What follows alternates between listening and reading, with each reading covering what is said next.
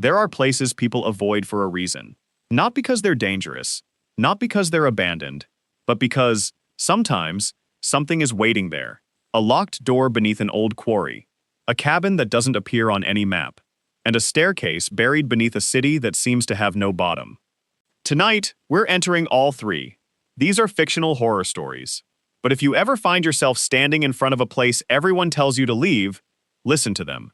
Because some places were never meant to be explored. Daniel first heard about the quarry from his grandfather. It was an enormous abandoned excavation several miles outside town, surrounded by pine forest and rusted warning signs. Nobody worked there anymore. The company had shut it down decades ago. According to the official story, unstable ground had made the quarry too dangerous. But Daniel's grandfather had always insisted there was another reason. Whenever Daniel asked what happened there, his grandfather would simply say, "They dug too deep." Daniel thought it was an old man's way of making a boring story sound interesting. Until one Saturday afternoon, when he decided to visit the quarry himself. The main entrance was blocked by a chain. Daniel climbed over it.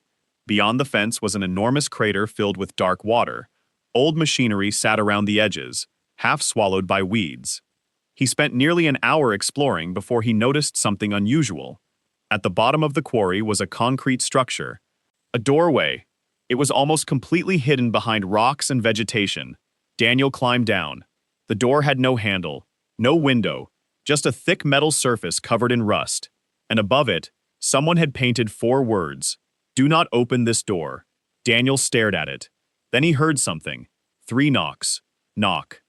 Knock. Knock. They came from the other side. Daniel stepped backward.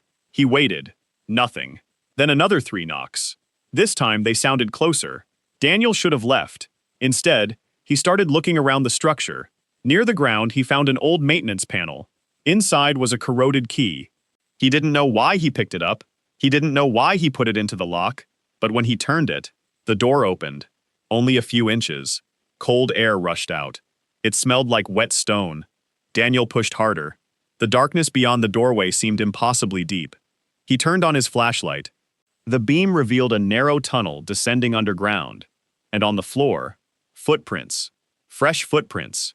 They continued into the darkness. Daniel followed them. At first, everything seemed normal. Then he noticed something strange. The footprints were identical to his own shoes. He stopped, looked down. His shoes were muddy. He looked ahead. The footprints continued, but they were facing the opposite direction, as if someone wearing his shoes had already walked out of the tunnel. Daniel turned around. The entrance was still visible. Then he heard a voice, his own voice, from somewhere deeper inside. "Daniel." He froze. "Daniel, don't come any farther." He raised his flashlight. "Who's there?" Silence. Then his voice answered, "You already opened it." Daniel ran back toward the entrance, but the tunnel seemed longer now, much longer. His flashlight began flickering. Behind him came footsteps, slow, heavy, and perfectly synchronized with his own. He ran faster. The footsteps followed. Then something whispered directly behind his ear. "You weren't supposed to find the door." Daniel screamed and sprinted toward the light. He finally reached the entrance. He threw himself outside and slammed the metal door shut. For several seconds, he couldn't move. Then he noticed something. The door had changed. There was now writing scratched into the metal. 3 words. "Thank you, Daniel." He returned home before sunset. His grandfather was sitting in the living room. The moment he saw Daniel's face, his expression changed. "You went there." Daniel nodded. His grandfather slowly closed his eyes. Then he whispered, "I told them never to open that door." Daniel asked what was behind it. His grandfather looked toward the basement. The quarry wasn't abandoned because the ground was unstable. He paused. They stopped digging because they found something underneath it. "What?" His grandfather's voice became barely audible. "A tunnel." Daniel stared at him. "Just a tunnel?" His grandfather shook his head. "No." Then he said something Daniel would never forget. It was a tunnel, leading into the ground from the wrong direction. That night, Daniel couldn't sleep. At 3:17 a.m., he heard 3 knocks. Knock, knock, knock. They were coming from inside his bedroom wall. Ethan was driving through the northern forest when his GPS stopped working. No signal, no internet, no road markings. He had been following an old logging road for nearly 2 hours. Then his car hit a pothole. The engine died. He tried restarting it. Nothing. It was getting dark. Ethan grabbed his flashlight and stepped outside. The forest was completely silent. No birds, no insects, not even wind. Then he saw a light between the trees. A warm yellow light. A cabin. He couldn't believe his luck. He walked toward it. The cabin looked old from the outside, but the front door was unlocked. Inside was a fireplace, a kitchen, a table, and several old photographs hanging along the walls. Ethan walked closer. The photographs showed people standing outside the cabin. Different people, different decades. Some photographs looked more than 50 years old. He noticed something strange. Every person in every photograph was staring directly at the camera, except one. In one photograph, a man was looking toward the forest. Ethan leaned closer. The man's face looked familiar, very familiar. It was Ethan. He stepped backward. His flashlight slipped from his hand. No, he picked it up. The photograph had changed. Now the man was facing the camera, and behind him stood a dark figure. Ethan dropped the photograph. He ran to the front door. It wouldn't open. He pulled harder. Nothing. He tried the windows. Locked. Then he heard a floorboard creak upstairs. Ethan froze. There was no second floor. He slowly looked up. The ceiling had changed. A staircase now stood in the corner of the room. It hadn't been there before. Ethan backed away. A sound came from above. Footsteps. Someone was walking down. Step, step, step. Ethan grabbed a fireplace poker. The footsteps stopped. Then a voice called, "Ethan?" It was his own voice. He looked toward the staircase. "Who's there?" His voice answered, "You shouldn't have come here." Ethan climbed the stairs. At the top was a narrow hallway. There were doors on both sides. He opened the first. Inside was a bedroom. On the bed sat a backpack. It was his backpack, the one currently hanging from his shoulder. He opened it. Inside were photographs, dozens of them, all showing Ethan inside the cabin. Some showed him sleeping. Some showed him walking through the forest. One showed him standing beside his broken car. The final photograph showed him standing on the staircase. Behind him was a tall shadow. Ethan turned around. Nothing. He looked back at the photograph. The shadow was closer. He dropped it. Then every door in the hallway opened at once. Behind each doorway stood the same dark figure. Ethan ran. He rushed downstairs and smashed the front window with the fireplace poker. The glass shattered. He climbed through. The moment his feet touched the ground, the cabin disappeared. There was nothing there, only trees. Ethan stood in the darkness, breathing heavily. His car was parked nearby. The engine started immediately. He drove without stopping until he reached the nearest town. The next morning, he went to the police station. He described the cabin. The officer searched old maps. Nothing. No cabin. No road. No record of anyone living there. Ethan thought he had imagined it. Until the officer asked, "Did you say there were photographs?" Yes. The officer became silent. Then he opened an old missing person database. There were dozens of disappearances in that forest. All of them had one thing in common. Every missing person had last been seen near an old logging road. The officer showed Ethan an old photograph. It was a picture of a missing man from 1987. Ethan stared at it. The man was standing outside the cabin, and behind him was Ethan. Ethan looked at the officer. "That's impossible." The officer slowly shook his head. "That's what everyone says." That evening, Ethan returned home. He threw away his clothes. He deleted every photograph from his phone. He tried to forget the cabin. For several weeks, nothing happened. Then one night, he woke up to the sound of footsteps outside his bedroom. He looked through the window. There was a forest outside. Not his neighborhood, not his street, a forest. And between the trees stood the cabin. Its window was glowing yellow. Ethan stepped away from the glass. Then his phone vibrated.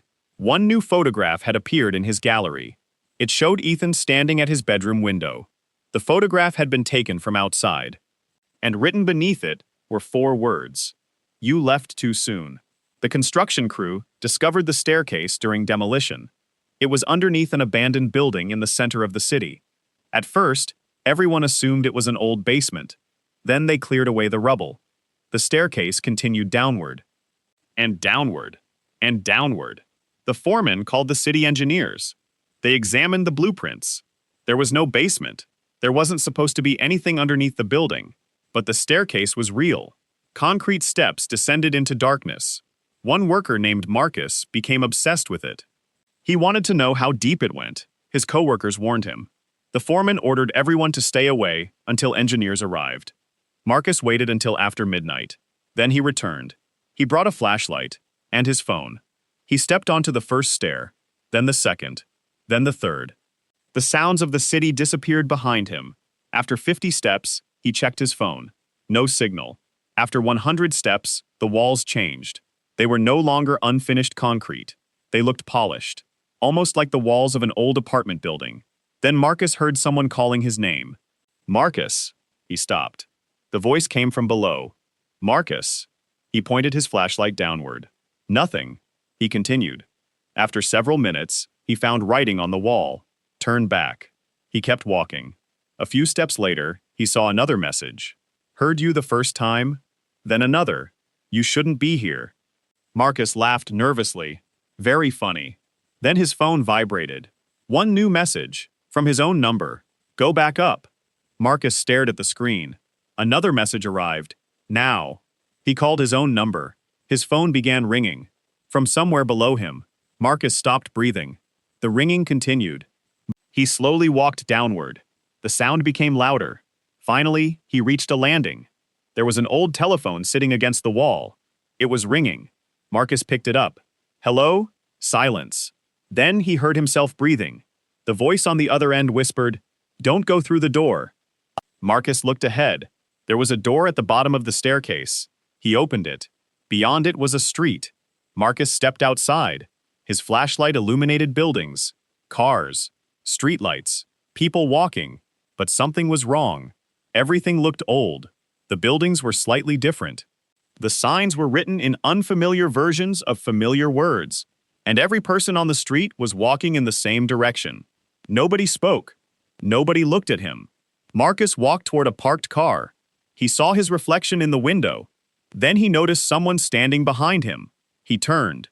Nobody. He looked back at the window.